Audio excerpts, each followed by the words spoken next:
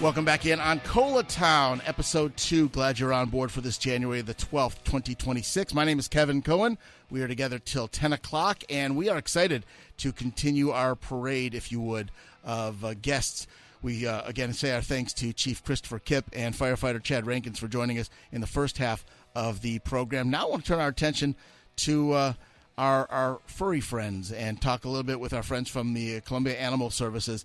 And we have with us Victoria Clary, who's the Animal Services Superintendent, and Jensen, the Assistant Animal Services Superintendent from Columbia Animal Services, in the studio hanging out with us. And folks, welcome on into The Point and welcome into ColaTown. Glad you guys are here. Thank you for having us. Yeah, very glad to be here. Pleasure to have you guys. So I was talking to you guys off air for a moment. You know, we've worked together. My family, we're animal lovers, and so we've got two pets that we've rescued, and I just big fan of what a pet can do to a family and things like that. But before we get into any of the actual specifics about that, I want to learn a little bit about Columbia Animal Services. So we could start with you, Victoria, a little bit. Just tell us a little bit about what you guys do. Tell us a little bit about the department. One of the purposes of this program, ColaTown, which we've just launched, is to let folks know about all the hidden gems within the city that people might not even realize we have here in Columbia. So tell us a little bit about Columbia Animal Services. Absolutely, yes. I find the best place to start is with our mission statement, which in short is serving people, saving pets. And that really is the best way to encapsulate what we do, because while we are here for the animals, it very much starts with the people. And we know that many times animal problems are people problems. So our goal is really to, from a community standpoint, to get out there and find out what can we do for our community, for people and pets. And then internally with the pets that we do have in our facility, really focusing on all of our life-saving programs to make sure we can get those pets out and appropriately matched with adopters or out to rescue groups or whatever we need to do to continue to increase our live release, which we have been doing steadily for the past decade. We're really headed in the right direction because of those programs. And some of those programs are just our adoption program, of course. We have a foster program, volunteer program, TMVR program, Pet Fix and Return program, which is aimed to assist community members who might not have access to veterinary care. So we're really doing a lot under one small roof. And one thing that we really wanted to talk about today is a hiring event that we have coming up. Yeah. With the City of Columbia. So we're going to be doing an animal services specific hiring event. That's going to be on Wednesday, January 21st at the Virginia Bedford Community Center. And Jason can talk a little bit about the openings that we have, but we're really looking to add to our team right now.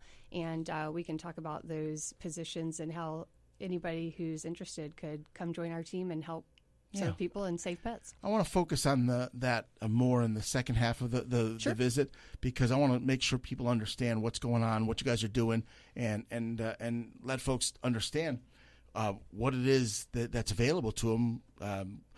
I'm a big fan, as I told you, of rescues, because nothing against anybody who goes out and get a purebred this or a purebred that, or does to each his own. You know, I'm not here to criticize anybody, but there's a little different kind of love that an animal gives you back when you rescue a dog or a cat.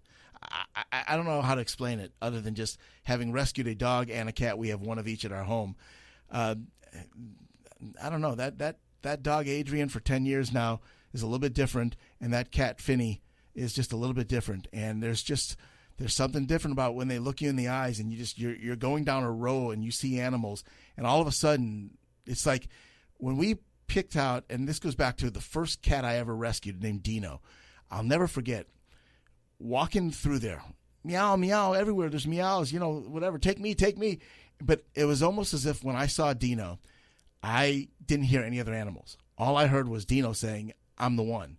And I knew immediately. And I was like, he's coming home with me. And so every pet we've ever had, I mean, not hamsters, but every pet we've ever had in our household has been a rescue.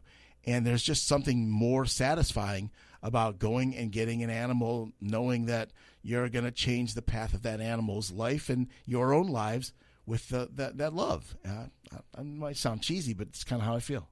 No, we actually hear that almost like they know, right? The pets know when they've been through, a system, so to speak, right. that they have been rescued and saved when they get into that loving home, or with even that foster parent that takes them out for the day to get them that exposure.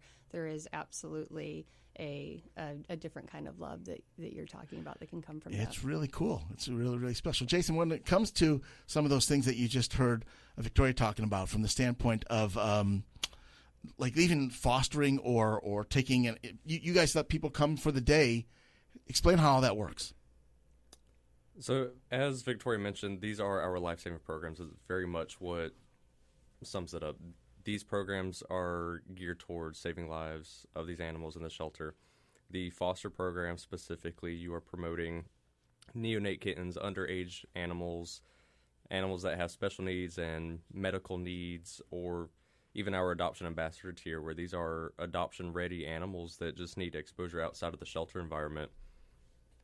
Our volunteer program works a lot with the promoting of these animals and getting them daily enrichment opportunities that help showcase their personalities and who they are that you can't just capture in the shelter environment itself. The rescue program, obviously networking with a lot of other rescues locally outside of South Carolina, trying to find homes for animals that may be struggling with a little bit to get an adopter for. And then the adoption program itself, obviously, as you know, it's with placing an animal in a home. Yeah. Those are about our main programs. Yeah. When it comes to that kind of stuff of placing animals, and is there a process in terms of trying to find the right fit? Is that something that you guys find yourself having to make sure that it's a good fit? Thorough adoption counseling and empathetic conversations with the public for sure. We try to be as barrier-free as possible to help ensure that we are increasing this animal's opportunity at life-saving. But those thorough conversations with the public, counseling, is this animal the right fit for your home, going into some of those details that we've gathered from our volunteers and doggy day outs, and even from people just being at the shelter coming through, make sure that we're relaying those notes and helping match the person with the best animal for their household. Yeah. How big is this? I mean, how many animals do you guys house? What's the census like? What's capacity? That kind of stuff. And I mean, I remember during COVID, everybody wanted an animal, and then after COVID kind of settled down, a lot of those animals started getting returned, and then there was a problem with too many animals back at shelters and things like that. So, how does it work on a fairly regular basis? Yeah. So annually, slide in a little bit closer. There sure. You go. Annually, we're going to take in anywhere from about 4,800 to 5,000 animals. That's what we've shown in the past couple of years. We have 155 dog runs, Jason? Yes, we have the holding capacity for 154 adult dogs in our general shelter. You're often going to see our population exceeding that number because we have a thriving foster program. And thank you to our community for everybody who comes out and helps us and takes a dog into their home for fostering. But you'll often see more dogs than kennels because of that program.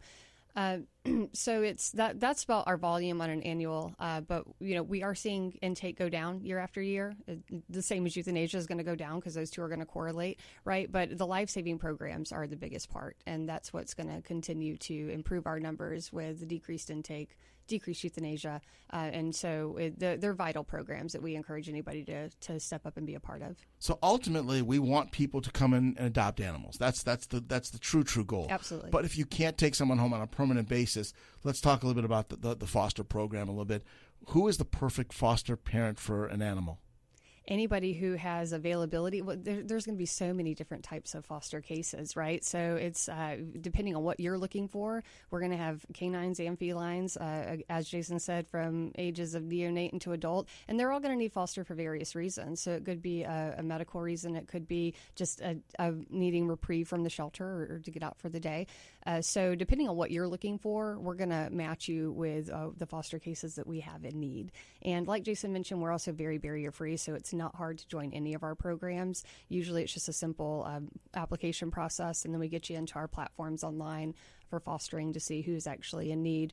And it's as simple as picking the animal up, following our guidelines. You do have to have availability to follow up with us every 2 weeks or more or less, depending on what that animal's need is, until they're ready to come out of foster and go up for adoption. Or if you are participating in our adoption ambassador program, you actually have the goal of finding the animal a home, and you get to partake in that adoption process.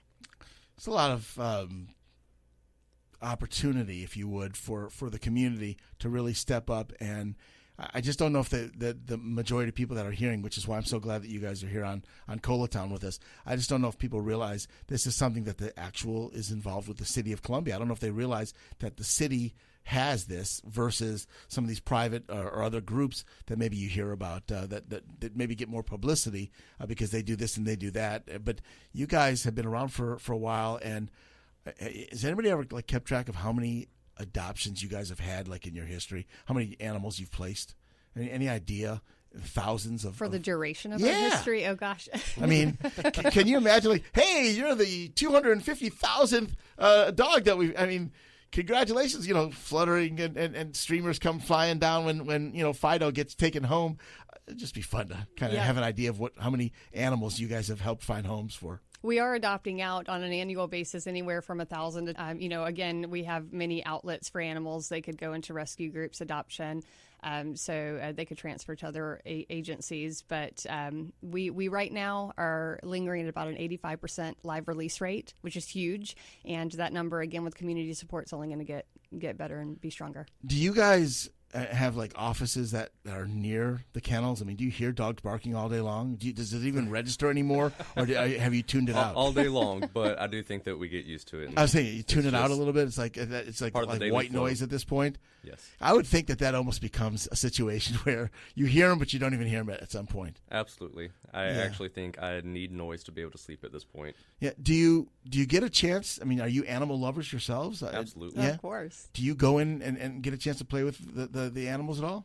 Sure. Yeah. But, we have a fantastic marketing team, and they'll once in a while come through and even include us in their little interview process or whatever promotions they're going to be doing with our social media platforms. And they'll ask us, who's your favorite dog right now, or who do you want to highlight or promote? But, just like the staff who are working closer with the animals, we get attached just as much. When I was promoting earlier on our morning show that you guys were coming in here, I was kind of thinking, wouldn't it be cool if this was like the old days on television, like with the old Tonight Show or whatever, where they bring animals in with them, even though this is radio, bring animals in, and I get to play with dogs and cats the whole time I'm doing this show. I was hear like, them sniff around the microphone. Yeah, I mean, just, you guys just go talk. I'm going to play, with Rover myself here for a little while, because I'm a huge animal lover. Just love animals. We'll do a break. We're going to come back. Then we're going to start talking about what you guys have coming up on the 21st. Stick around. More to come as we continue. This is ColaTown on a Monday at The Point.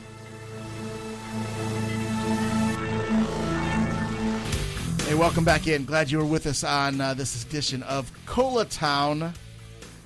My name is Kev. We're together till 10 o'clock. And in the studio with us, we've got Victoria Clary from Columbia Animal Services, along with Jason Jensen. And these two fine folks are trying to remind all of the Midlands about just how wonderful it is to take home a pet and bring someone into your family. And again, as someone that our family has adopted and rescued a few animals over the years, I just strongly encourage you to consider thought about it for it makes a great birthday present for the kids, makes a great bring the family together. I mean, there's all kinds of reasons why you guys would recommend adoption, but I will tell you, there's nothing. I make this joke, okay? Now, this is going to get me in trouble, but I'm going to tell the joke. It's a joke. It's not so much a joke as you can lock your wife in the trunk for an hour of a car, and you can lock a dog in the trunk for an hour. You open that trunk, the dog's going to get out and give you kisses. The wife's going to want to kill you. But my point is, a pet's love is unconditional. Do you understand kind of the analogy there? I'm not recommending you try that experiment. I haven't. But you understand what I'm saying is there's just an unconditional love with pets. It's magical. It's special. So, absolutely. There's that degree of innocence there that you can't beat. Yeah. Dogs are happy to see you. You have a bad day at work, you come home, and with Finn, our kitty cat, or Adrian, our dog, of course, Adrian's tail's going crazy, and she can't wait to go out, and she can't wait to play with you. Finn has that thing where he'll just show up, and he'll plop himself on your foot right when you walk in from work. And it's like, I don't care what kind of day you had. If you had the worst day at work, and you've got all this unconditional love greeting you at your door, it just erases so much stress and brings you so much joy. And so I just encourage families out there to consider going ahead and getting yourself involved in getting yourself a pet. I just think it's a game changer. So what about adding to your staff, adding to your team? You guys are looking to do something like that. Tell us a little bit more about what's coming up on the 21st. Yeah, so we do have the Animal Services hiring event Wednesday, January 21st at the Virginia Bedford Community Center. And we are going to be interviewing individuals who are interested in our vacancies. I'll let Jason talk a little bit more about those. But the roles are our Animal Services technicians. We're looking for a foster coordinator, a volunteer coordinator, and an Animal Services supervisor. Yes. So what are these job descriptions like? What do people have to do? Who's a good fit? So the Animal Services Technician is a more entry-level position. We have a couple of different teams that our organization is broken into. We have the vet team, the officers, the kennel team, customer service, program leads, all of those. Sure. The Animal Services Technicians, we have two different teams that we're hiring for those four. We have the kennel team that we are hiring for kennel technicians in, and then the customer service team that we're also hiring for. The customer service team are the ones that are doing more adoptions, general inquiries at the front desk, a lot of your forward-facing as soon as you walk in type of people. The kennel team, a lot of the behind-the-scenes, kennel cleaning, daily enrichment opportunities, feeding, animal care. The foster coordinator, that is the one that we were talking about earlier that promotes animals for foster, whether they be neonate kittens that have specific medical needs or any general animal that has medical needs. They're also working with a lot of our fosters and volunteers to help promote our adoption ambassadors. Those are any adoption-ready dogs that just need general promotion outside of the shelter environment. They can participate in a lot of our off-site events. And that segues into the volunteer coordinator who actually does a lot of the planning for those off-site events. Onboarding new volunteers, recruiting volunteers to perform tasks around the shelter or at some of these community events. Very community-oriented type positions where you're doing a lot of networking, communications, and promoting. Sounds like there's a lot of different skill sets that you guys are reaching out toward that could really help you. Absolutely. Very diverse group of individuals that we already have at the shelter, and we're looking to just improve that diversity even more by getting people from some different backgrounds that have different experiences and can absolutely contribute. Yeah. The last one that we're hiring for is the Animal Services Supervisor. That is somebody who directly oversees our full kennel team and our veterinary technicians, just their direct supervisor, the daily planning, creating the schedules, just any supervisory duty, but specifically to the animal care teams. So what kind of requirements do we have to get, I mean, I know you mentioned so many different positions, so obviously you're talking about different levels, but I mean, for people that are listening right now, whether it's them or they know somebody, hey, I heard on ColaTown that there's a really good job, you're an animal lover, maybe this is something you want to look into, that kind of thing. It would certainly help as one of your qualifications if you love animals. Sure. Well, you have to be over 18 and have a driver's license. Aside from that, I think if you're interested in our division, one thing you want to ask yourself personally is, am I a people person? Right. A lot of people are going to gravitate to a field like ours because they love animals, and of course that's going to be an important necessity. But again, we are in a public service, and our primary is the people. In order to help animals, you have to be able to help people. It's a great point. Yep. Really is a necessary point, one that I didn't really emphasize, and you kind of reeled me back in on that. You can love all the animals in the world, but if you don't put them with the right people, and if you don't find people, and if you don't obviously have people coming through the door, then those animals aren't going home. Absolutely. So, yeah, I get it. That makes a lot of sense when you talk about it from that standpoint. How long has Columbia Animal Services been around? Do you know? That is a great question. Yeah, I'm just kind of curious. I've asked various people, long before us.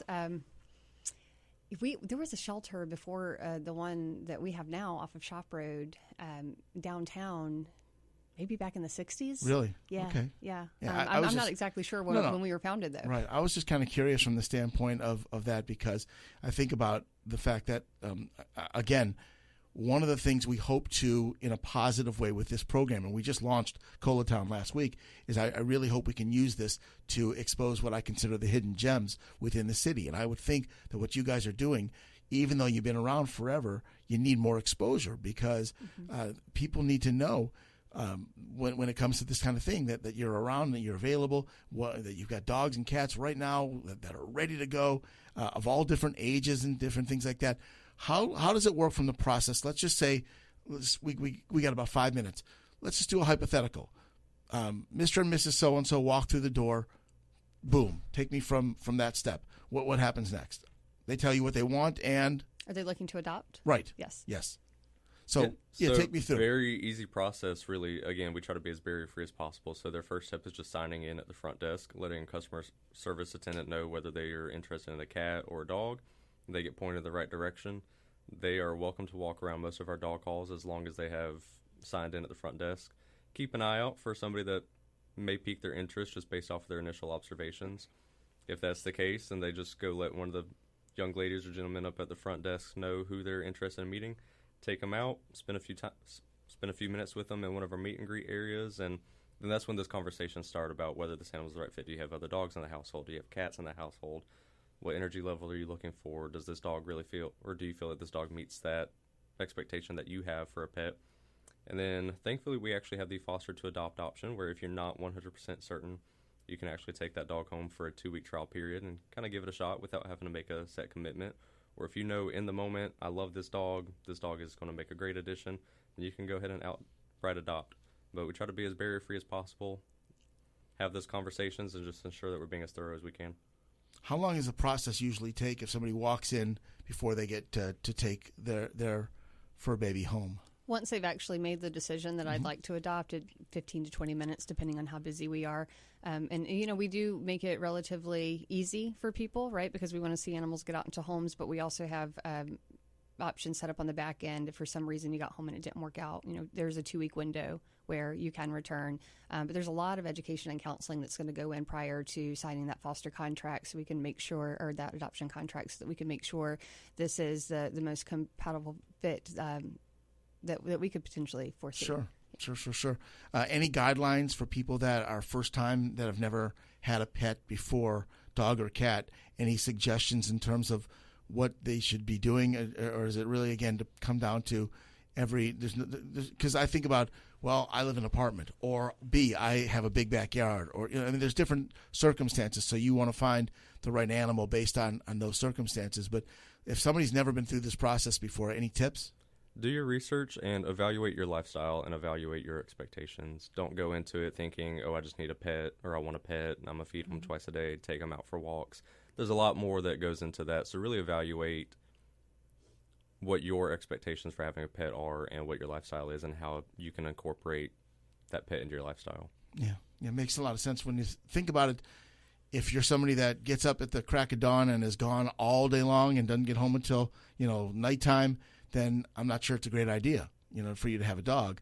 Maybe a cat would be better for you, something like that, something that's a little bit more self-sufficient, doesn't need to go outside, can have a litter box, that kind of stuff, and go that route. If you are somebody that's, a 9-to-5er, and you can go and do your job and come home and look forward to having a chance to go for a nice walk and spend some time, maybe even go outside in the backyard and play and throw the ball around, and maybe it's a good idea for you to go get Rover. So I want to make sure people are the right fit also, but I just want to generate some interest and some buzz. So 2 things. Number 1, let's go back to the 21st. Where, when, how, and how people can learn more about getting the jobs, and then we're going to talk about how people can come in to adopt. Yeah, visit the City of Columbia's platforms online and their socials. There is a QR code for registering for that hiring event. And again, it is going to be on Wednesday the 21st at the Virginia Bedford Community Center. We're doing that from 10 a.m. to 1 p.m. On-site interviews. So it'll be Jason and myself and some support from our city HR department, because right now we do have quite a handful of registrants. I think we're over 100. So that's great. Yeah, we're really excited for that. If you're interested in any of our positions and helping us help people and help pets, then please come on out, scan that QR code, and register. Thank you guys for coming. Really appreciate you being in here. Thank you very much. Animal Services. That's ColaTown for